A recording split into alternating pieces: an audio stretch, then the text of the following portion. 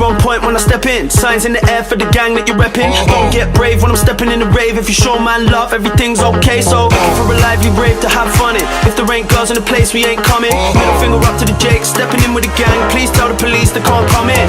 Show me a salute, that's gang. Pure love for the crew, that's gang. Don't chat shit if you ain't gonna bang. Just show man a sign if you're down for the gang. Show me a salute, that's gang. Pure love for the crew, that's gang. Don't chat shit if you ain't gonna bang. Just show man a sign if you're down for the gang.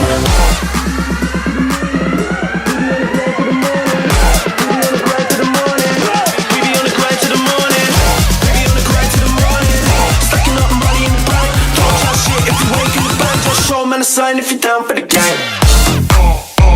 Can't fuck with the gang, we don't fucking pretend. We be busting the clubs, cause you know that we can. Can't fuck with the gang, we don't fucking pretend. Still rocking the show, still feeling the flow. Welcome back, Juventinita, to the Juventinita Back to Black and White podcast. I'm Daniel Negro, and I'm live from Calgary, Alberta, Canada. And today we're going to be going over the Juve-Torino Derby Della Mole preview. I got a special guest on. It's going to be an interesting tilt. I think two teams on different paths, but I think it's going to be a very interesting game on what happens today. Obviously, we have some big games coming up after. This was kind of our four game slate of, if you want to call them, mid-table to lower table teams. We've obviously gotten through three of them. But again, before we go further, guys, please smash the subscribe, drop a like. Click the bell for notifications. You're going to get the latest on when the new videos come out, new content comes out. Obviously, please check out the pod on iTunes, Spotify as well. And subscribe again if you want to get it up to date. And again, like me and my guests were talking about, it's going to be a busy summer. It's going to be increasingly difficult to get guests. I just want to mention Drew. Sorry you couldn't come on. I hope your brother gets better. He unfortunately picked up the COVID, and he's gonna have to take care of him. So hopefully he gets better soon. Hopefully there's no serious complications, and he just rides that one out. But I have to thank the next guest. He's pretty well known. I think he's pretty well known in the community. I think all you guys are gonna know who it is. But Mr. Cappuccino, what's going on? Thanks for coming on short notice. I appreciate it, man. No, thank you, Dan. I'm glad to be here. And like we were talking about before, you're from Providence, Rhode Island. Correct. That is it. Smallest state, longest name. There you go. And man, it's I wanted to have you on a little bit before, but I have a question for you. So does New Haven, obviously this is not the same state, but does New Haven have the best pizza? The jury's still out on this one. We're talking on Twitter. So I know the exact pizza place you're referring to, and that's Frank Pepe's Pizza. And I got to say. Oh, here's the tea. There's a place in Rhode Island called Pasquale's Pizza Napoletana, and it is the best pizza I've had in the United States. On this side of better than, I'm telling you, it's the best pizza. It's the most authentic pizza you'll get. So there we go. Rose Nicole, jury's out. We're waiting for your comments. We're waiting for a few more comments in that string. Let's see what we hear from that. Obviously, though, you're not really shy to the camera. Obviously, you have your own podcast with some buddies, obviously, that are in Rhode Island, Red Card Report. Just shower this is your time. Shower that plug. Dude. Okay. Yeah, the Red Card Report podcast, me and my friend Rui, we talk about the top leagues in Europe, and we also like to include the Portuguese league in there. Big Portuguese community around here. So, yeah, EPL, France, Spain, we talk about it all, but Rui and I are both Serie A fans. He's a Milan fan, and obviously I'm a Juve fan, so talk about them quite a lot. So this how is unfortunate for him. How unfortunate for Rui. Sorry, Rui. I know. Is what it is. Like, dude, we suck. And I'm like, I want to be like, yeah, you do, but maybe I'm a little too nice. I don't know. I could be meaner. I mean, when you can say that And then you could just be like, well, at least you're not squabbling over being in first place and how shitty you are, like all the Juve fans are. Right? You could just call it as it is and be like, we're pretty crap right now. And then at the end of the day, or you can be on the Juve side and be like, yeah, we're in first place. Sarri has the most points ever in the first season and still being discussed. I know. I feel like it's getting better though. I feel like we're seeing signs of improvement, and honestly, I don't know if it just took a global pandemic for this to happen, but I know you've been watching, Dan. If you've seen the way that they've been playing lately, I feel like something has clicked. Changed. Maybe I'm wrong. I don't know. Honestly, I'm waiting for the other shoe to drop and have it all come crashing down. So maybe I'm wrong. No, I think what it is we haven't really, like, the teams we've played are we're very in our face. Well, no, but it's not just that. You look at the way they played, right? They were very, obviously we got red cards in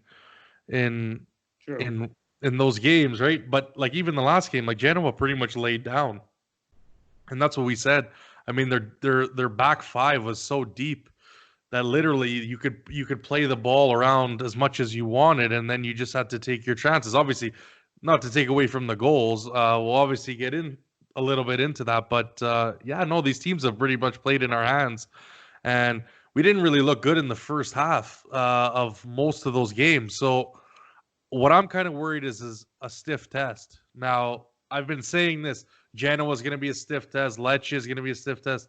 Now I'm going to be saying that Torino is going to be a stiff test because obviously it's a derby, but we'll see what happens in the actual game, right? We'll see what happens on Saturday, but I think when we get, like, you're looking at Atalanta and the days keep coming. Like now we're going to be within a week come Saturday.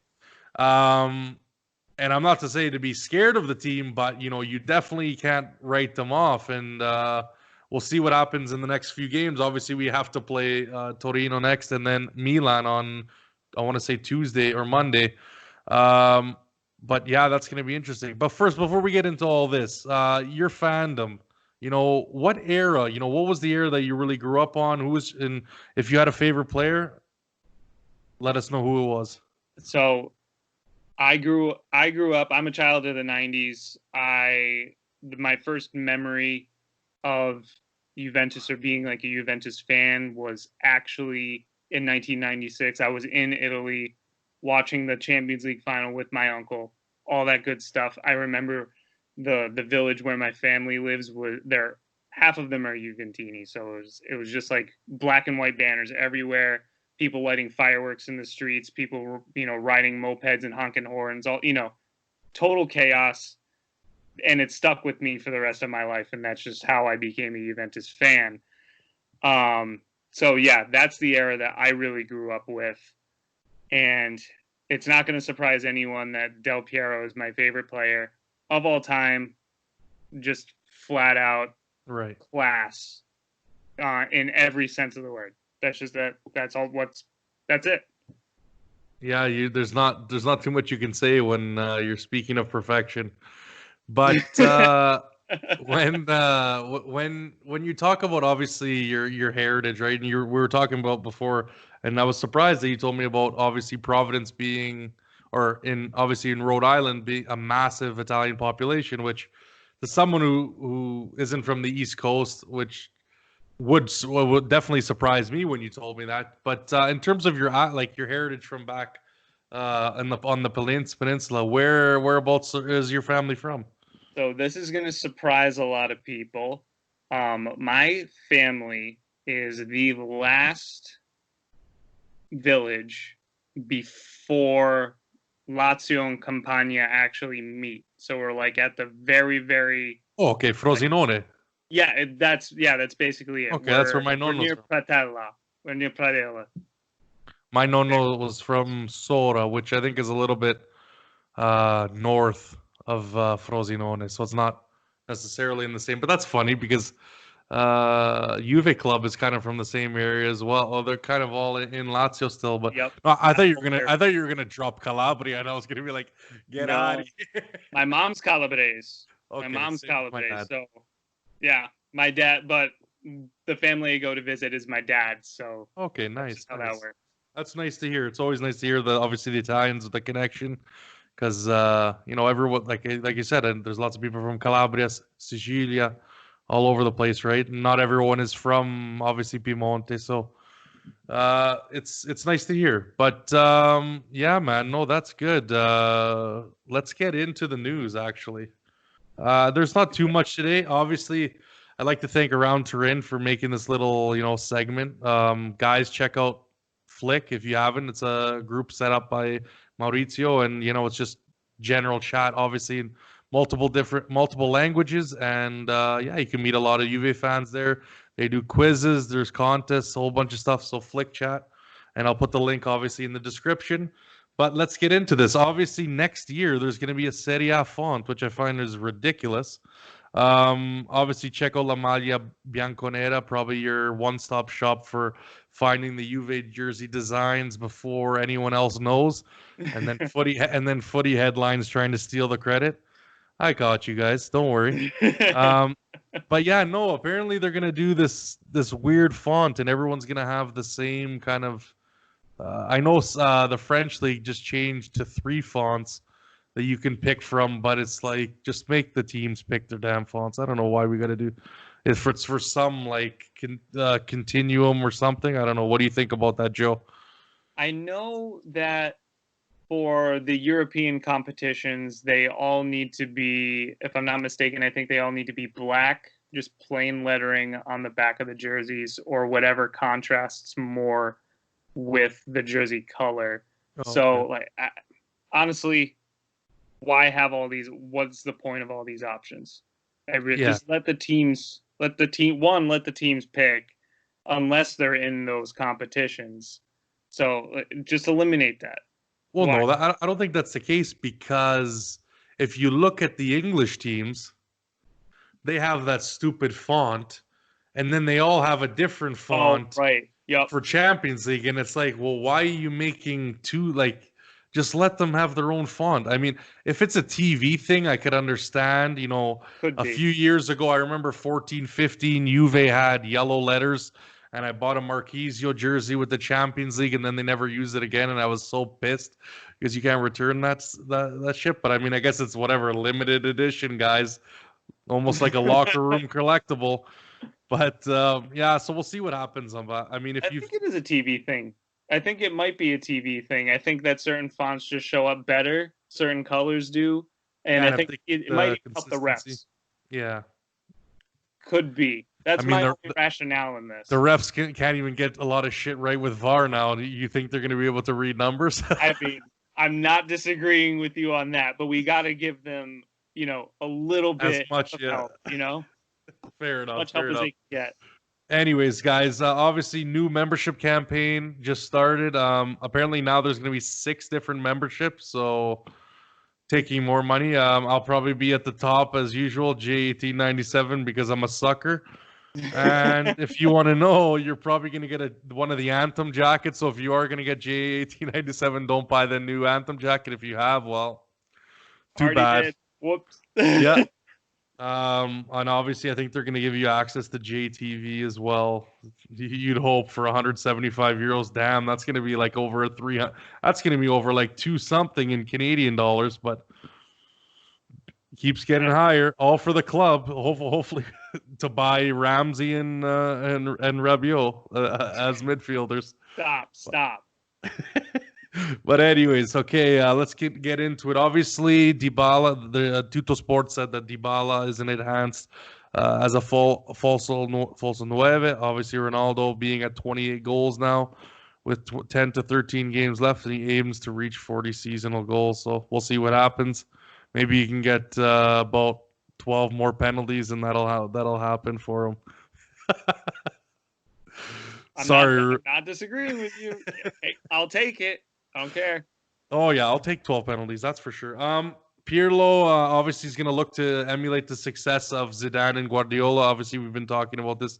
He's going to be the U23 coach. And that was obviously reported by Tuttosport. Again, Alexandro recovering faster. So there's a possibility that he might be on the bench tomorrow against Torino. And then possibility to play against Milan, which would be awesome. Because I need him to get in there to show Al that he's not right and Alexandro can actually play on the wing. So come on, Alexandro. Do it for me, bud. Now Juve is the most popular brand in Italy, obviously on Instagram. 40.5 million followers. Gucci has 40.3. Lamborghini has 26. How is Ferrari not up there? I don't understand. What the hell, guys? Make a lot of sense, does it? That's whack. Giorgio Ricci said he's obviously the chief revenue officer. He wants to bring an image of contemporary Italy to the world, far from stereotypes. Well, I don't know how you're going to do that one. Just look at the fans, guys. We're the definition of stereotypes. Get the hell out of here, man. Yeah. But anyways, not too much more. Obviously all the transfer kind of news spilled over and now we're kind of back into it. I don't think we're going to hear, I think we're going to still hear the regular chirps of, obviously Pinamonti's now getting brought up from Genoa because he scored against us. So now I guess we got to bring him in. Anyone who scores against Juve is now the next candidate to replace someone. But I think you'll hear a little bit, but we got a long way till the end of the season. And I believe it's going to start when the next the actual window will be till I think September 1st or so, sometime. That sounds accurate, yeah. But they haven't really announced anything, so I was wondering what that they're allowed. Obviously, players are not going to be able to move till then, but everyone gets an extension. I can tell you that much. Exactly. Obviously, Romeo Agresti said that Juventus will not inevitably have to focus on the sales to make room for other arrivals. They will do something in the midfield, but first they will have to free up wage space, which is kind of common sense. I mean, we got that 160 million gain that everyone's been talking about, but I mean, we also had a shitload of debt that we needed to take care of. So I'm still not sure where we're at for that. I'm waiting for those damn financial reports to come out because I need to get into that and, shed some light on what's actually going on instead of listening to, 160 euros sounds nice, but if you're basically at net zero and you're going to have to go into debt again next year, which is I'm assuming what's going to happen. So I'm guessing they want to lower the wage bill so that, again, it's not that big of a hit, but we'll see what happens. It's going to be tough. A lot of teams are under the gun, and we'll see what happens. There's a lot of big names out there that I know a lot of you guys have heard, but let's get into this game. So this is going to be the 202nd official Derby Della Mole to date. Obviously, there was some unofficial contest when Torino first became a team, obviously in 1906. And so obviously, if you want to count them or not, that's up to you. They weren't played for anything. It's not like it was a league or anything. They're friendlies if you want to look at it that way. Obviously, the last match against Torino was at the Stadio Olimpico. We won 1-0 November 2nd. I mean, let's continue on the dominance. But obviously for fans, I got the Central European time wrong. I know that's for sure. But for me, it's that 9:15 a.m. on Saturday. Pacific 8:15 and Eastern 11:15. So it's going to be one of the earlier games or the earliest game out of the three that's happening on Saturday. But guys, stay tuned. Let's look at our records though. So Juve's at 23-3-3. We got 72 points, obviously in first place. Torino at 9-4-16 with 31 points in 15. So they're really slipping towards that relegation zone now, and I think they're about 6 points. There's a 6-point gap, so it could be interesting. Obviously, our top scorer Ronaldo with 24 in Serie A, and for Torino it's Belotti with 12. Obviously, our first three matches of the restart were 3 wins against kind of teams that we expected to beat. Torino played Udinese to start, and they won that game. And then 2 consecutive losses, 4-2 to Cagliari and 2-1, if you want to say, heartbreak decision against Lazio. So I think they're going to be wanting to avenge that loss and, obviously dent our chances because of the rivalry. Yeah, what do you think about Torino so far? If you've not that necessarily you've watched Torino, but from what you've heard and seen. So I think that their record kind of just speaks for themselves this time around, Dan.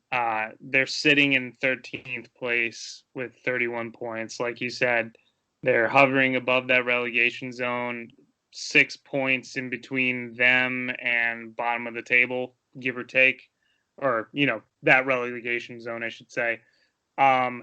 Not impressive by any stretch of the imagination, but like you've said before at the top of the show, this is a derby.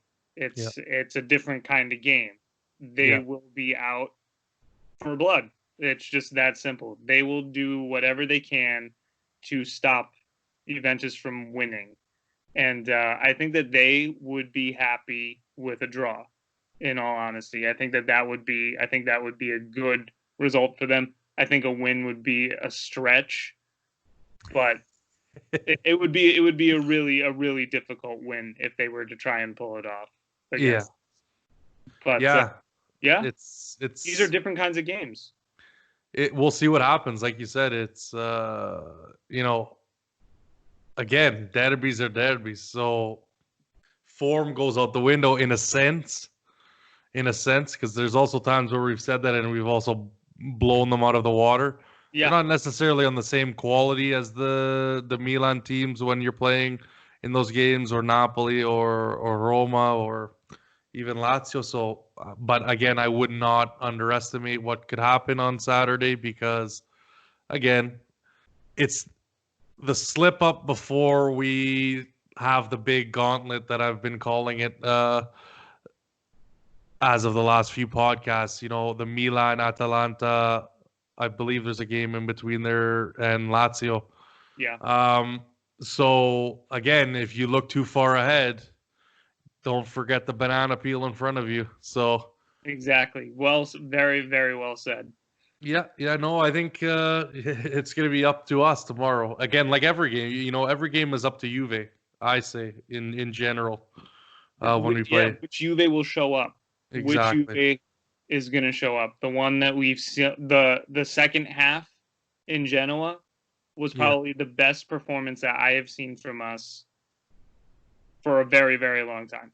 And that, like, even when we were talking before we actually hit the record button, you said that they were sitting so far back, so we could just pass the ball around and just do whatever we wanted. And maybe that is the case. But I don't know. Maybe you can answer this question for me, Dan. But do you think that something has clicked with the team? Well, I heard there was a little bit of a discussion between the senators of the team, senatori, in the locker room. So could that be the reason? It could be. I mean, everyone getting into rhythm again could be another thing. But again, I was not impressed at all with Genoa. I was actually disappointed how bad they played because I wanted them to give us a stiffer test. And, everyone was talking, like even myself, I kept saying this is going to be a trip up game. And then it became nothing. They have tripped us. Well, exactly. And they just disappointed me wholeheartedly. So, I mean, again, I don't care. We got the 3 points. We won 3-1. At the end of the day, that's all that matters. But I wasn't impressed at all with what Genoa was giving us. And so that's why I say, it was a good win. I think it was our best game. I have to agree with that. But to say that I need this performance against like a Milan, against even tomorrow on Saturday against Torino, we'll see what happens. If we get another good performance, then I'll keep believing. But I haven't really seen a team that's really been stiff on the defensive end and have really caused us problems. And all these teams really have caused us problems. At the beginning of matches, we really haven't gotten gelled right until we kind of tire them out and then keep just pressing the hell out of them and controlling the ball. And then either there was obviously the red card against Lecce, which helped, and now obviously again Genoa sitting back. Yep. Well, let's get into the history. So a lot of there was actually quite a few messages after the Napoli game. A lot of DMs were like, you know what, I really liked you talking about, you know, the history. Obviously, some people don't consider the rivalry with Napoli. Some people just say that it's in the Napolitans' heads. Means more to them than it means something to us. Obviously, we're different caliber, but you know, this is actually, you know, two teams, one city, both based in Torino. And it's funny, the story, you know, I'm just gonna, again, guys, thanks for the love on that. Again, I'm not doing too much work. It's mostly provided online. All of these facts, you can all check it out. So I'm just doing the reciting. But you know, obviously Derby Della Mole, obviously named after the Mole Antonelliana. I always say that wrong. Which is obviously the major landmark and architectural symbol of Piemonte, which is in Torino. If you've been or if you've seen postcards, whatever, that's usually what you're getting, right? Obviously, one is the Bianconeri and one is the Granata. So, you know, it was the first derby of Italian football, actually, which I was pretty surprised because you think the Milan teams would have been in there. Or Genoa even. Yeah, exactly, right? But I guess not. Maybe that could be facts, could be wrong. Maybe where I got this could be wrong. But guys, if it is wrong, put it in the comments. I want to hear. Obviously, this is disputed oldest meeting between two teams based in the same city. So again, I think in terms of what it means, derby, meaning like an actual official game, not necessarily just you know, obviously there was a lot of games in the beginning because these guys were high schoolers back in 1897, beginning turn of the 20th century, right? So let's get in. Yeah, so first meeting obviously was in 1907. Torino was founded in 1906, but Torino won the first one 2-1 in the first competitive match. Yeah, bravo. Yeah, no, they've had a, you know, obviously a lot of you guys will know about their history because of Superga. But there's 201 official matches. Again, like I said, 41 unofficial, 242 total. But this match really, again, like something I talked about with the Napoli game, was the juxtaposition of two opposing social classes. So 1897, as you all know, hopefully, I hope you know that. But 1897, obviously, Juve was founded by students of a prestigious high school. So again, now talking about the rich against working class kind of ideals, right? And then obviously there was the bond with the Agnelli family, which started in 1923.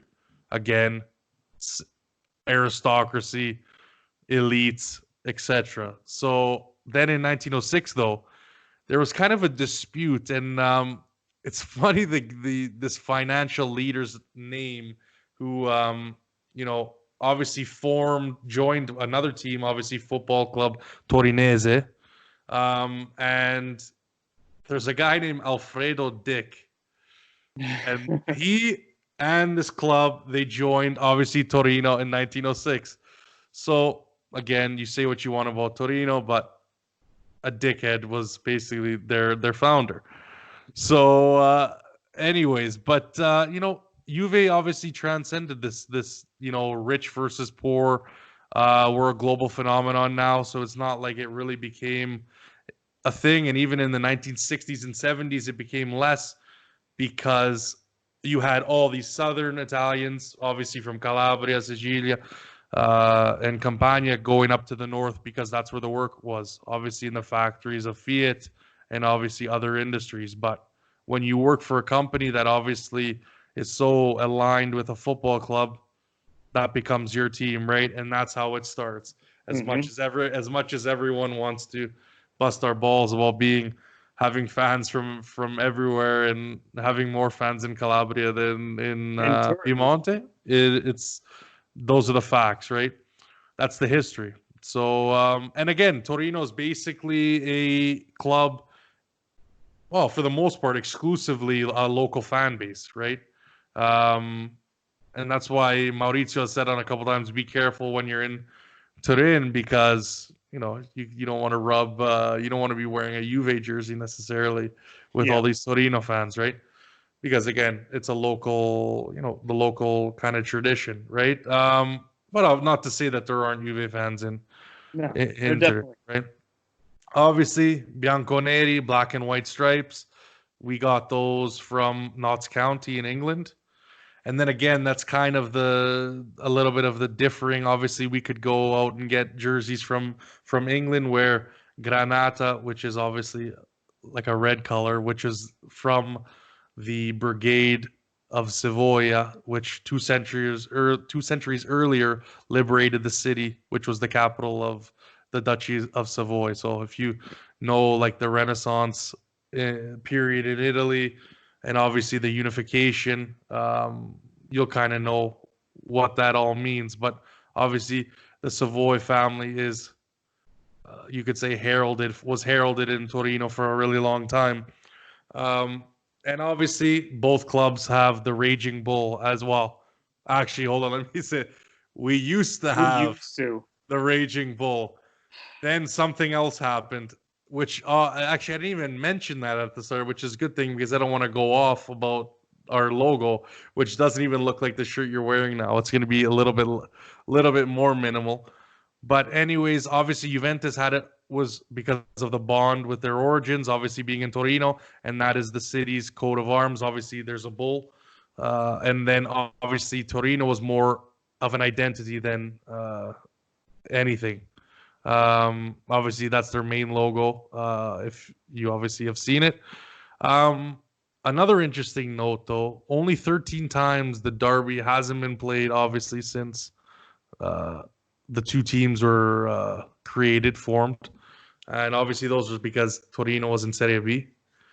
Once because we were relegated, uh, unfortunately. But yeah, a little bit, but again, it's more of initially was a proletariat, was more of Torino, Juve bourgeoisie. Again, that kind of was the beginning, and something for Torino was more of an original spirit, of Piemonte, the purest, as I like to say, Juventinita. They like to say Torin. Let's see, let me say that correctly. Torinesita. So that's kind of their kind of local fervor for the club. But again, difficulties in the 90s, the second half of the 90s for Torino. Financially, they had some problems, so they've been kind of teeter-tottering between Serie A and Serie B. Again, for Torino, mostly 1912 to 1914, they had a dominant period. They beat us 8-0. And then during this period, we allowed 23 goals against. So, I mean, obviously, these are early days of calcio, and I guess a lot of people will discredit it, but that's kind of their dominance. And then, as everybody knows, the 1940s, obviously, pre-World War and post-World War, the Grande Torino side that, everyone, obviously, there's a documentary. If you haven't seen it, even as a Juve fan, it's quite interesting to see, how the team was and how great they were and how, destined for success they were before 1949. Obviously, the Superga tragedy where their plane flying in fog crashed into the Superga Hills. And it's kind of a sad memorial. I mean, I know there's a lot of vitriol between the fans, but, it was definitely eye-opening. It's definitely sad to, see, any tragedy. Look at what happened with Kobe Bryant. Same thing, right? Yep. It's an unfortunate, right? Because you don't want to see someone go down. You want to be the guys that knock off a certain team from greatness. You don't want some tragedy where essentially everybody on that team perished, and it's really unfortunate. I've been. It's a beautiful memorial. It really Yeah. is, and it's an incredible ride up. You get to see the entire city. It is a tragedy. It really was. Yeah, guys, definitely check that out because there's also a beautiful.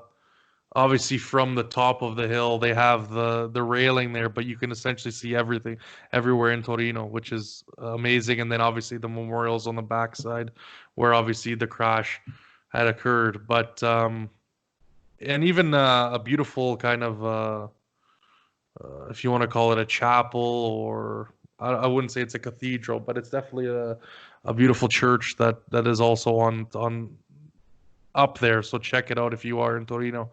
Let's see. 70s, there was kind of a revival in the derby. Juve didn't win a derby for nearly 6 years, between 73 and 79.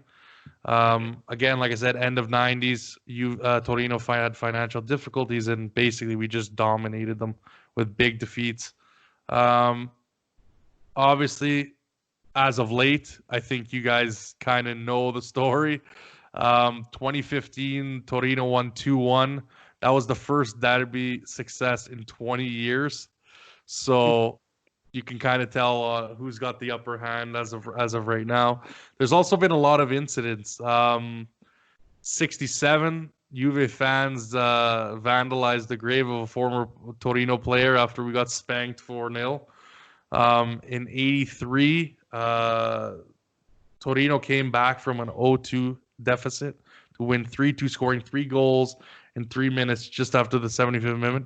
So again, I like the back and forth. This, I just want to tell the history, right? Either good or bad for us. Obviously, we've got shellacked on that occasion. Who gives up 3 goals in 3 minutes? Let's be honest. What kind of Italian defending was that? That's bullshit, right? Terrible. There. Obviously, there's a little bit more of a famous note in 2001, and I think a lot of you guys, obviously in our generation, will know. In 2001, in the first game against Torino, they trailed 3-0, came back and tied it 3-3. Marcelo Salas misses a spot kick to take the lead to go to 4-3. And obviously, there was the famous incident of Riccardo Maspero digging, kind of grooving a hole in the penalty spot right before he took it. So there was that kind of incident. And then obviously in the return leg, the famous horns of the bull gesture, Enzo Maresca, that was done obviously by their former captain, Marco Ferrante. And we're basically trolling them after we came back and tied it 2-2. Again, it was only a draw, but that's the fire of a derby, right? Iconic. Exactly. Obviously 07-08, there was riots that broke out, pretty serious. I think 40 arrests and 3 people were pretty injured. 2012 was the first meeting in 3 years. First derby at the J Stadium, and again before kickoff there was brawls and vandalism. So not necessarily a tame derby, maybe not to the level of Roma Lazio, but we're up there. Juve obviously won 3-0 again, not really a shocker in this day and age. But the one key fact about that was all 3 goals were by Turin-born youth products. So Claudio Marchisio that got 2 goals that game. And if anyone remembers, Sebastian Giovinco also scored the other goal in that game. Yeah. Obviously, there was a red card. We got we got slapped on the hands because we had a stupid, not all the things that the Curva Sud do are necessarily smart. They had an offensive Superga banner, which we got, I think there was a fine. And then obviously Torino vandalized basically the whole away section and the bathrooms and all that shit. There was tons of damage after that one. Let's go into the wins. Obviously Juve's got 89 wins, Torino 56. 56 draws, so we got the upper hand on that. We've scored 300 goals total, 240 from Torino. The top scorer of the derby is Giampiero Boniperti, 14 goals. Wow. So he's kind of he was the man, and obviously our former president, former captain. Obviously the second player, Guglielmo Gabetto, scored 12 goals, 7 for Juve, 5 for Torino. And Torino's top goal scorer, 9 goals, Paolino Pulici. Obviously, Felice Borel, 8 goals. Platini and Vialli had 7. Omar Sivori and Pietro Anastasi, 6 goals. Jean-Charles Valentino Mazzola, which is obviously a Torino player. And Silvio Piola, who's the top goal scorer in Serie A, still has that record till this day. He scored 2 for Juve, 3 for Torino, and they all had 5 goals. But again, no Del Piero on this list, which I was kind of shocked. That is shocking. Yeah, exactly. He did not make the list. So I mean, maybe he's at 4, maybe he's at 3, but still, I was surprised he didn't. He hasn't buried that many goals. So. In terms of managers, Trapattoni has 13 derby victories. Max Allegri then comes in at second with 9 wins. Luigi Radice has 5 for Torino. That's their top. And Conte, has 4. And Lippi only has 3 derby wins. Wow. Which is, again, it's kind of strange to me. Only 3 wins in his illustrious career. Right. Again, some interesting records that I wanted to bring up. Obviously, Juve had 7 wins in a row from 08 to 14. Again, talking about the dominance. In 1988, there were 6 Derby Della Moles in one calendar year. We had 3 in the league, 2 in Coppa Italia, so I'm guessing it would have been a 2-leg affair, and 1 playoff for the admission to the UEFA Cup, if everyone remembers that. That is the Europa League, but it was a little bit. It wasn't the same as what it is Not today quite. with Europa League. Average attendance 70,200. Obviously, it was a 1-0 game for Torino back in 1962. I didn't get the stadium for that for some stupid reason. That was my bad. And obviously, Gigi Buffon is still unbeaten at 800. He hasn't been beaten in this derby for 864 minutes and counting. Shit. So we'll see. So we'll see if he gets the start, obviously, to break the record of most appearances overall, and obviously passes Paolo Maldini. But again, They gotta give it to him. I was thinking it's either going to be this game or against Sassuolo, one of the two, because One of the two. I don't see him going against. Well, not that he's not capable of playing Milan or Atalanta or Lazio, but I don't see that happening. In terms of trophies, again, they have a goose egg internationally, 0. Obviously, we have our 11. They have 7 Scudetti, which is still a pretty big feat. Obviously, we talk about the teams Grande Torino and various other eras, but they have 5 Coppa Italia, and that's about it. Obviously, we have our 37 Serie A, 13 Coppa Italia, 8 Supercoppa Italiana. Just to remind everyone and remind the haters. But yeah, guys, so it's been a pretty illustrious history. I know, again, a lot of guys think that, it's pretty dominant, which it has been. But for a team that not necessarily is funded the way we are, obviously a local-based team, I think they put up a pretty good fight in the times that we've played them. Oh, definitely. And it's definitely pretty heated. Like I said, there's been back and forth, obviously some brawls and vandalism and stuff like that. And but definitely, no, it's going to be interesting. So we got to see what happens. Kind of the last game. So again, I kind of laid it out. I think Genoa was laying down. Obviously, wonder goals, Dybala, Ronaldo, Douglas Costa. Worldies, man. And again, best game so far, like you said, in the restart. Anything else you got to drop about that last game? I think that's pretty self-explanatory, Joe. But anything else you saw in particular about the Genoa game before we obviously move on? Anything I noticed in particular? I thought Not necessarily that there has to be. Like if not Costa needs to be on the bench. I think that he needs to be on the bench in order for him to play better. Does that make sense? I feel like it motivates him a little bit better. I think that it's better than the super sub. He's an impact player. Yeah. And I could not believe that I had mentioned this earlier on Twitter, but I thought Bernardeschi has had a relatively decent string of games, he's looked a lot better, a lot more comfortable, especially up front with Dybala and Ronaldo. That's worked out a little bit better.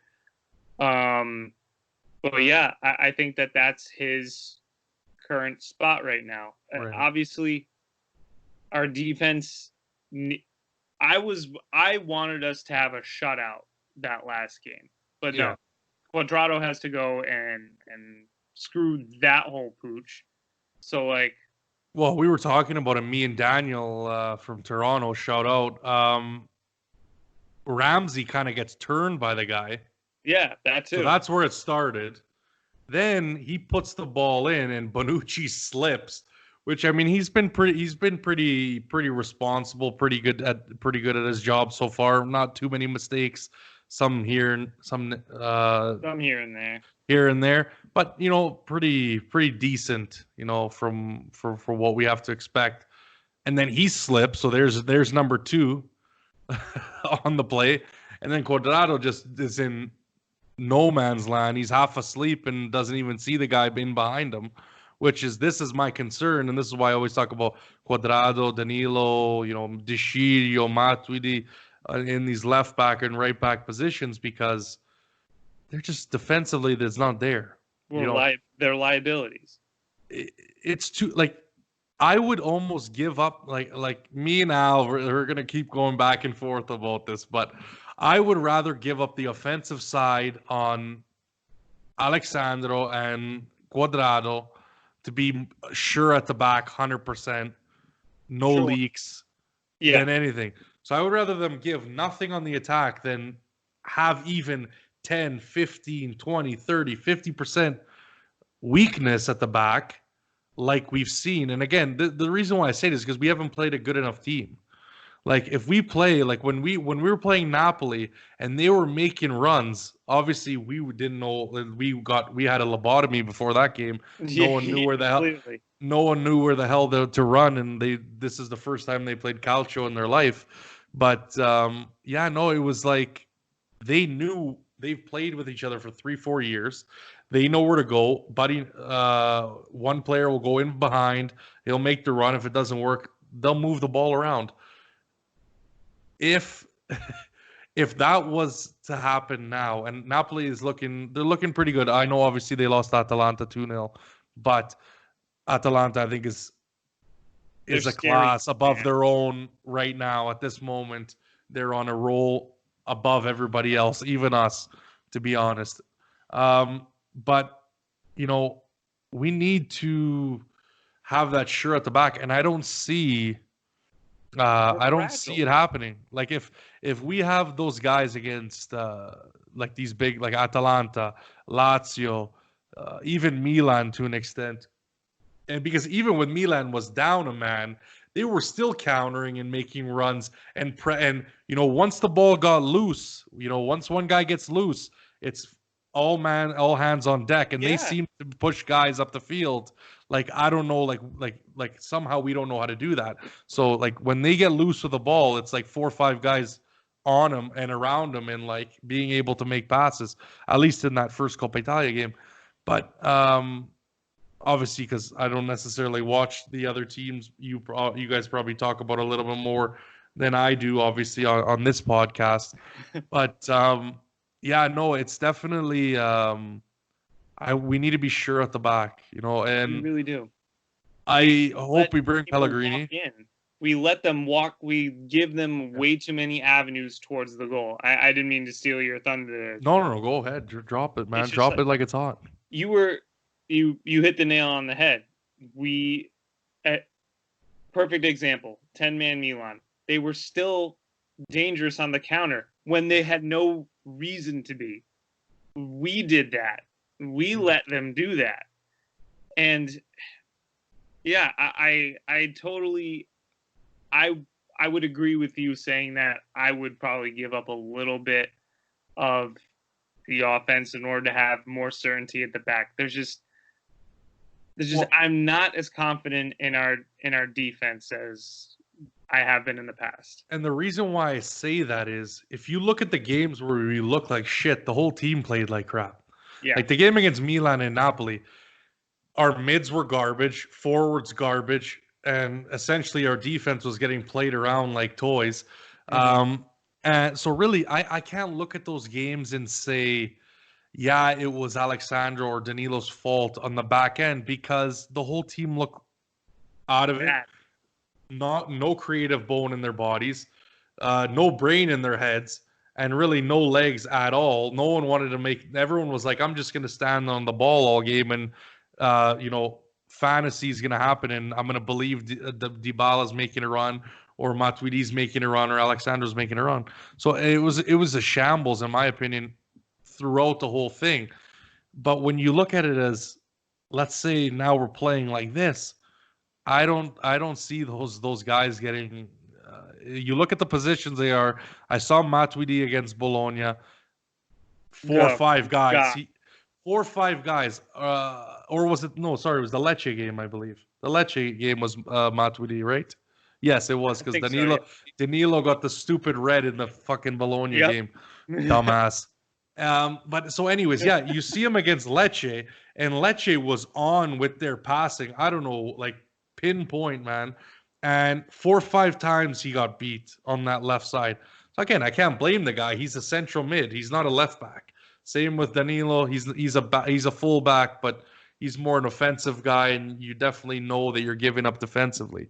But yeah, no, I'm definitely on. We need to solidify that, and we have enough guns up top, like Dybala, Ronaldo, Bernardeschi, and a lot of the guys. You saw Pjanic. The benefit of again Genoa was that Pjanic got to play so high. He was literally sitting just outside the box, which if a team is playing as difficult, you will never see that happen ever. I've never seen that happen unless we are outclassing the team. I feel like that was a mistake trying to shoehorn Pjanic into a regista role, like in front of the defense from the beginning. I was never an enormous fan of that because if you look at his career, when he was at Lyon, when he was at Roma, he always played a little bit further forward. Right. So that's where he shined. And no, but I'm not even Joe. I'm not even talking about that. I'm not even bringing that up. He was playing regista just outside the box. That's how far back Genoa was. Yeah. Like he was regista at the top circle. Their so box line. That's ridiculous in terms of the other team's defense. So you look at him; he's at least at our center half when he plays. And he dishes the ball left, right, and just continues to do that for the rest of the game and gets nothing out of him. Pretty much. But anyways, let's get into this formation. It's not going to be too different. I don't think. Obviously, there's some ideas of Buffon getting in. Obviously, there was another idea of Costa starting this game. We're going to have to wait till game time, obviously, to find out whether that's true or not. Obviously, we have our injuries. Again, like I said, possibly Alexandro could be on the bench. Ramsey, let's see how fit he's going to be today. I mean, if Sadi sees he's fit, maybe he gets a start. I'm not sure. But, and then again, I think we're going to do this. It's going to be the same kind of subs that we're going to see last game. And we're going to pick our one youth player to throw on before we sell him for the Plus Valenza. Yay! For Torino, I've seen 2 different things. I've seen them line up in a 4-3-3 with Zaza, but I thought he was injured from what my app told me. I went to go check again, and apparently he's not injured, so I don't know if he's now going to be back in there. From what I've seen, 3-5-2, they're going to line up with Belotti and Verdi on top, Sirigu in goal, Lianco, Nkulu, and Bremer as the three backs, and Aina, Lukic, Rincon, Mete, and De Silvestri in the middle. Now, again, we'll see what happens on game day because that, can change depending on, obviously, Daniele Baselli is injured. I think he's a pretty key midfielder for Torino, but obviously he's not going to be able to make the start. Again, keys to the match. I've been saying I've been harping on this so many different times. Intensity. We got to push the game. Stop standing when you don't have the ball. Make the run, and essentially we're good because we have the creative players. We got the top talent. You look at the goals by Dybala. Obviously, I want to see Ronaldo run at guys. Again, that's another thing I said last time. Ronaldo needs to run at players and take shots like he did the last game, Amen. because I've never really seen him do it until that goal.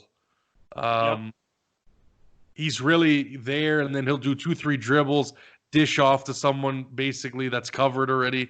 And I mean, it's not enough. We need to see that if he's going to be the striker that we're going to need, and obviously in the Champions League, and obviously these big games that are coming up, I think he's got to push the pace, and he's got to push the defenders. Obviously, like I've been mentioning, the defense wasn't that great, and like 3 guys let him take the shot. But obviously they gave him the respect to back off, and then he took the chance and scored a fucking rocket, if I say so myself. But definitely. What do you think about the game? What's the prediction? Oh, prediction for the Derby? Yeah, and obviously, if you want to give your thoughts on what's the keys to the match, I always say midfield. That's going to win the battle. That's our Achilles heel, honestly, aside from our lackluster defense, minus Delict. Love you. I want to add to your intensity. We need to pass the ball faster. Right. I see we've been, I feel like this was a problem at the beginning of the season.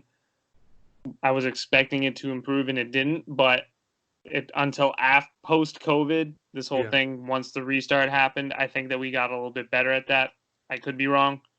But the passing needs to improve. We need to stop just cycling the ball around and actually having possession with a purpose again. Yeah. Actually getting into those attacking areas, putting Ronaldo and Dybala in those situations where they can actually do something. Yeah. And not just have the Genoa defense, be open, which I don't think Torino will leave us as many options as Genoa did. So, in terms of predictions, I'm going to go with a 2-1 win. I feel like that's kind of typical. Yeah. But I feel like that is the outcome for this game. It's weird. Every time I say a shutout, we never shut out, and then every time I pick a shutout, we get scored on. So, yeah, no, I definitely agree, 2-1. But a good point, like you said. I'm tired of these fullbacks still throwing the ball in. We haven't scored. Thank you. We haven't scored a goal. This is another a point of contention with Al. So Al's like, yeah, well, let them make runs. Well, we haven't scored a goal. You look at the 5 games we've played, obviously barring the initial, we haven't, because we didn't score any in 2 matches. We haven't scored a goal with any fucking crosses into the box. We've had a couple chances where they were wide open, which were huge, massive errors by the defense, which you don't expect. And this is how, I know a lot of Juve fans like to say, oh, well, that's still a chance, and blah, blah, blah. I don't look at these teams that we are way better than and use them as the standard. When I put it in my head, I say, okay, if we were playing Barcelona, if we were playing Real Madrid, would they make that mistake? 2, would we even be able to get that cross? And you got to look at the higher levels. You can't look at it at, oh, well, we did it against Genoa and Lecce, and all of a sudden those are going to work now against these top clubs, or Bayern, or Man City, or whoever we end up playing. Obviously, we got to play Lyon first, or even Lazio or Atalanta. You got to look at the higher echelon levels. You can't say, oh, well, yeah, well, we were crossing in the box and Bonucci had an open header, and if he just didn't miss, the defender's not letting Bonucci get wide open against these top teams. No. Okay? So we can't look at those as real they're chances, but I don't consider them great chances because, again, you're not getting those chances at the top level. So, again, we're throwing balls in like a Allegri ball. So I don't need that. I think, you said perfectly, if the passing is crisp and on the like I say in hockey, on the tape or on the foot, you don't need the ball's moving quicker than the feet are. Yeah. So you don't need really these if you get the chance where they're giving you the wings, Okay, use the wings like we did with Genoa. But if we have the talent, we have the pace, and we have the individual brilliance, and I know like a lot of people say, well, we don't want to use just individual talent alone. But when you start unlocking these defenses, like I've seen, beautiful pass from Douglas Costa to Ramsey, turns, obviously shot, Yep. didn't get anything. But hey, that's a perfect example. Again, with Dybala, layoff here, there. Even Bernardeschi has had a lot of chances. Obviously, lot of haven't scored. chances. Again, you start capitalizing on those. You start getting your shooting boots back. You get a couple goals. And that's what I think. That's why I hope Bernardeschi gets a goal because maybe I think that's really what he needs is some confidence. Obviously, Oh. scoring. Yeah, he needs it, dude. Bad. And that's kind of maybe a little bit what's holding him back a little bit. But I think once the first goal comes, it could be good. I still think he's got to go, in my honest opinion. But I'm not gonna deny that. I still think we should get rid of him. We got too many wingers in this team. He's a winger. He's not a mezzala. He's not a regista, and he's not a trequartista. So in that case, we have Quadrado, Douglas Costa, and Bernardeschi, and Kulusevski, who's looking really good right now for Parma. Yeah. 7 goals. I think it's probably the youngest to score 7 goals in. There was one stat check. Someone posted it on Twitter, but he's got for his age, and this far, I think 7 goals, 7 assists, or something like that. But looking really good. Looking really good. Looking good. But yeah, 2-1. Who do you think scoring? I think Dybala Ronaldo. That's my go-tos every game now. It's a safe bet, so I'm gonna take that. And I think it's gonna be a tough fought game. I think we're gonna edge them late. I hope this doesn't actually happen, but I think it's gonna be a tough game. I think Torino's gonna look at what's worked against us, and If they're smart. if exactly. So it's either going to be two ways. They're not going to look at what's happened. They're not going to look at how bad we've played at times, and they're going to come out like these other teams we've played, and they're going to get smashed, or it's going to be a tough game, and it could be 1-1 going into the 80th, and then some class makes the difference. Question time. I didn't have a chance to get questions because it's just been chaotic today, and I actually, thank you for coming on, Joe. Like I said, we're definitely going to have you back on at a better time. Obviously, happy July 4th to you. Oh,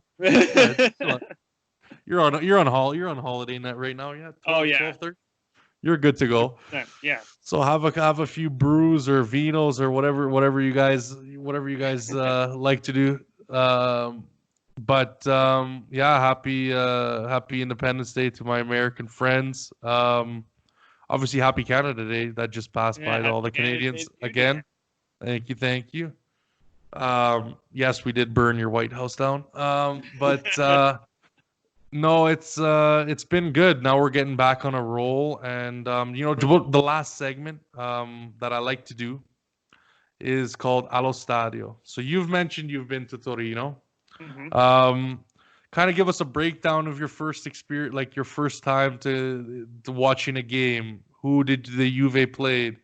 The atmosphere. Did you go to a meetup? Because I know some people have obviously gone when it was still the Del Alpi age, so there wasn't really Twitter or Around Turin or anything like that. Obviously, it's been awesome now having that, meeting guys, girls from all around the world before the games, drinking, if you like to drink, before games, and just having a good time, obviously going to dinner later. But was that kind of the same experience you had, or was it more of on your own the first time you went?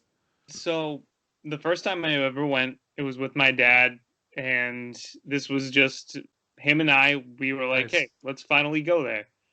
Because we like to go to Italy. We visit Italy a lot, and we were like, we have never been here before. And there's a lot to do. There's a lot to see in Torino. There really is. The biggest Egyptian museum outside of Cairo is in Turin. Which is weird, but yeah, it is. There's a lot of Italian history there. It used to be the capital of Italy, blah, blah, blah. I could go into all of that. But I will be honest. The main reason I was like, Dad, let's go to Torino was because Juve was, of course. So I was anxious the whole time. I was waiting. It was the game. It was 2015. It was the day before my birthday. Okay. And Nice. we went to go see. It was in the middle of the week. It was a Wednesday. I remember it was Juventus versus Fiorentina. So heated Nice. another like Yeah, nice game. rivalry. Yeah, nice day. Nice heated fixture. Right. Oh, and it was awesome. Everything that you could have wanted. I remember Fernando Llorente scored a beautiful header, and Carlos Tevez scored 2 incredible goals. The second one was even better than the first one. And it was tight. It was tight. It finished 3-2. I remember, what was his name? What is it? Adam Jajic scored a great free kick, and there was a PK before that, and all that. It's all playing in my head right now. Was that the year that Fiorentina came back and beat us? Was that 2015? No, we won this game. We won this game. Okay. I was there. Oh, good. That's good. Man. No, but it was awesome. I remember they got a second penalty call, and everyone was like yelling, Chico, like, you're blind and all that stuff. It was great. The whole stadium was full on a Wednesday. It was bonkers. Not like that anymore. But no, certainly not like that anymore. But what really stuck with me, like the best thing that had ever happened to me, was the day after. So we won the game. It was all, awesome, whatever. My dad and I are going out for dinner.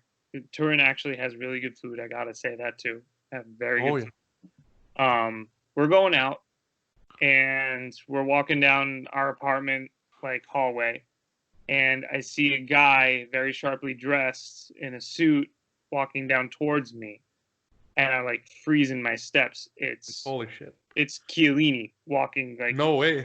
I'm not even shitting you, and I should have realized before because his door was black and white stripes. So I'm like, no way. Yeah, it was. It really was. He was out to go to dinner with his wife, and I'm like, Dad, that's the captain.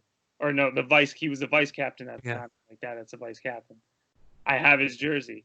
He's like, well, go say hi. I'm like, Dad, you don't just go up to them and like ruin their days. Yeah. But he just like pushed me into him, and I'm like, hi. Hey. I have your jersey, and he's like, well, go get it. I'll sign it. So I have it. I framed it the whole night. Oh, nice, man. That was the best thing that's ever happened to me.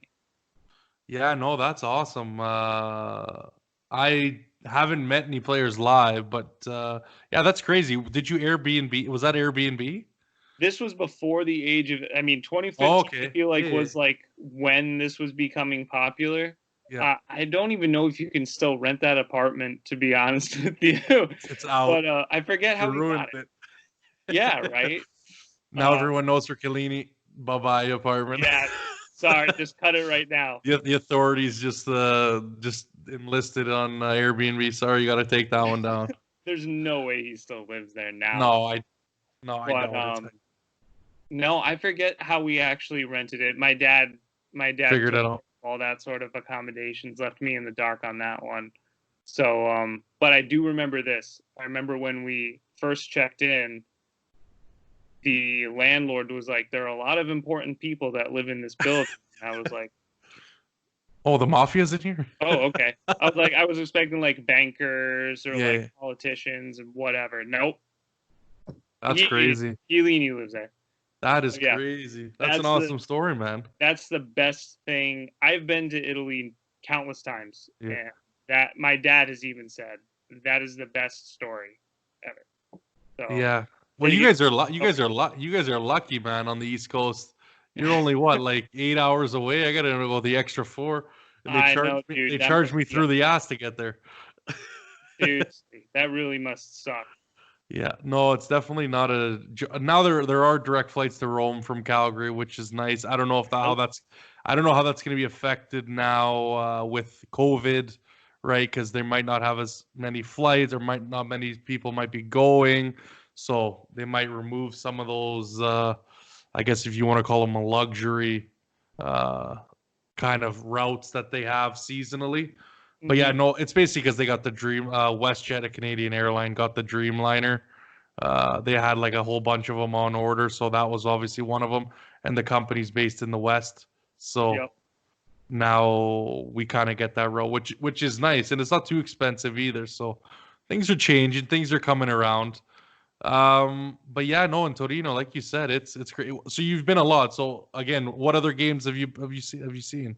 Unfortunately, that was the only game I actually saw in Turin. Oh yeah, but Um, in general. in general, I've seen them play AS Roma. I've seen them play. Who else did I see them play? I saw them play another. I forget the. It was on their American tour. I don't remember off the top of my head, but they come here sometimes and they play in Boston. Oh yeah, So again, I lucky. said go.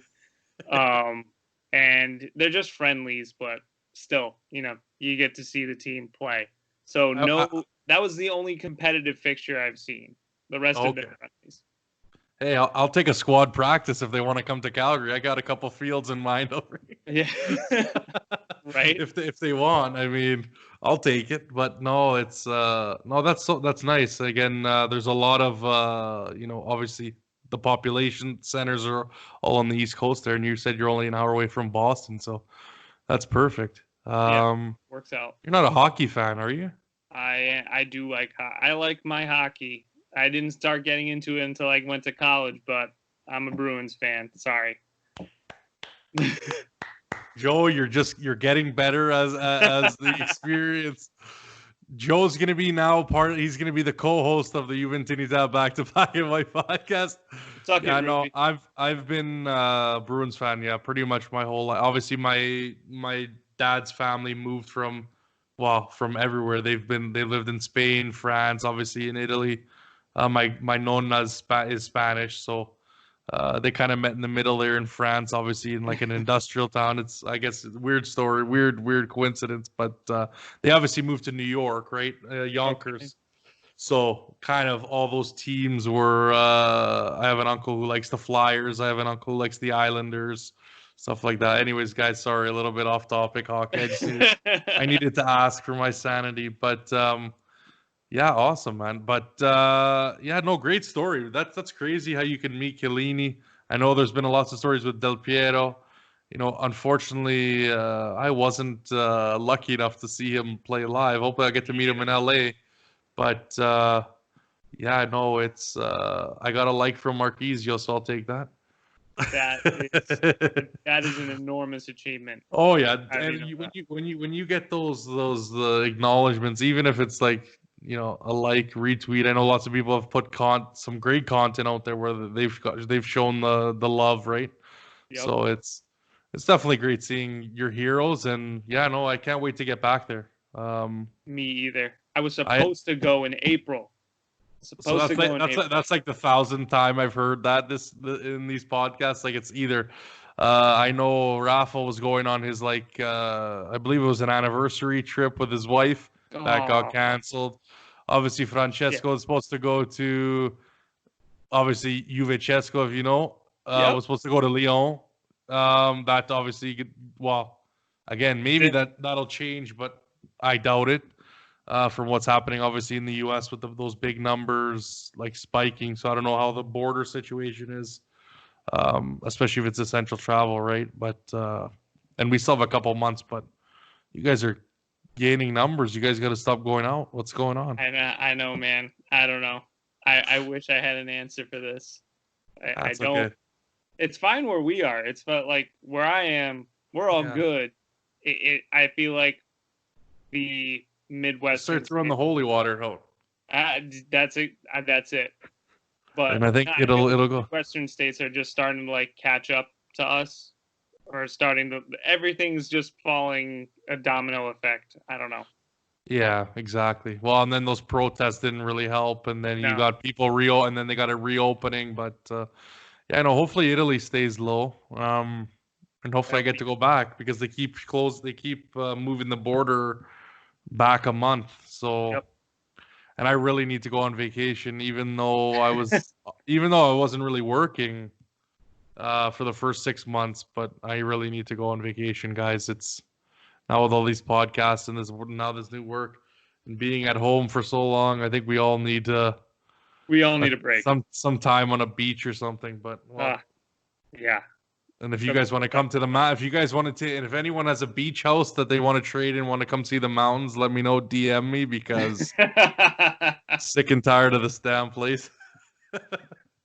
But anyways, Joe, thank you. I know it's late there, so I don't want to hold you too long. Thank you for your great story as usual. We've been hearing a lot. There's been a lot, and it's honestly surprised me. How many people, obviously newer guests that maybe don't have as big of a following.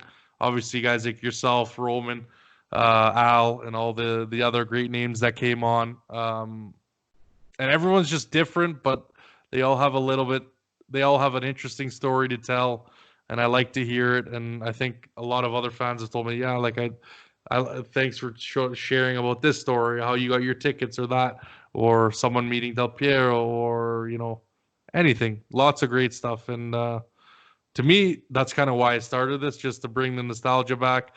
Obviously, like we kind of said earlier, the Juventus name is not going to be near the logo in obviously the new jerseys, and from now until eternity. So I'm not necessarily too happy with that. I know people are saying that this is a branding thing.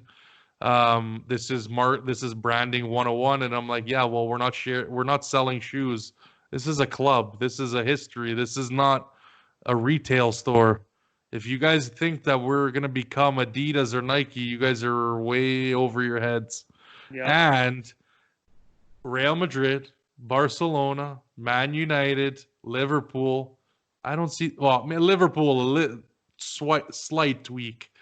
I don't see those clubs changing their logos, and they're bringing in millions. At the end of the day, it's the results. If you're winning Champions Leagues every year, it doesn't matter what the fuck your logo is, to be quite honest. Yeah. If you got the best player in the world, it doesn't matter what your logo is. It could be a blank shirt, and they're gonna buy it. So at the end of the day, it's kind of sad for me to see the way we're going, especially with the fans. But let's hope for a big win on Saturday. Again, like I said, Joe, thanks for coming on. We're going to have you back again at an more optimal time. But thank you for filling in. I appreciate it. Anytime, Dan. And again, guys, check out Red Card Report. Great work, as always. I'm trying to mix it in. There's so much stuff. There's so much content now. There's almost an oversaturation of content now. Yeah. But guys, keep creating content. Anyone who can create content, I've always said this, I got massive respect, because whether it's from a 5-minute video, 1-minute video, 2-hour video, 3-hour video, to put yourself out there on camera is, for me, was really difficult. I've gotten more used to it now, but definitely it's fun when you can talk about things that you enjoy, club you enjoy, and just keep creating. If you ever think that if you need any help, if you need any tips, if you want to start, it's easy as picking up a camera for the most part. But follow your passion. There's a lot of time now. We're still kind of in this half phase of going back and forth. So don't act like, don't think you missed the boat, because I definitely started later than I should have. But no, guys, keep creating content. Yeah, exactly. No better time. And as always, Juventinita, DAL, Twitter, Instagram, YouTube, iTunes, Spotify. It's like the machine. Sorry, you got to hear this, but I got to do the spiel. And just keep an eye on Twitter. You're going to see the links come up, obviously, as soon as I have them up. Again, a couple of the programs take a little bit longer, like YouTube takes forever to download. But for the most part, you'll have the links exactly where to go. And guys, we're going to have Real Juve Snob on for after the Torino game. Nice. Another fellow Canadian, Luca. So, guys, stay tuned. Always, fino alla fine, and Forza Juventus. Forza Ciao, Juve. guys.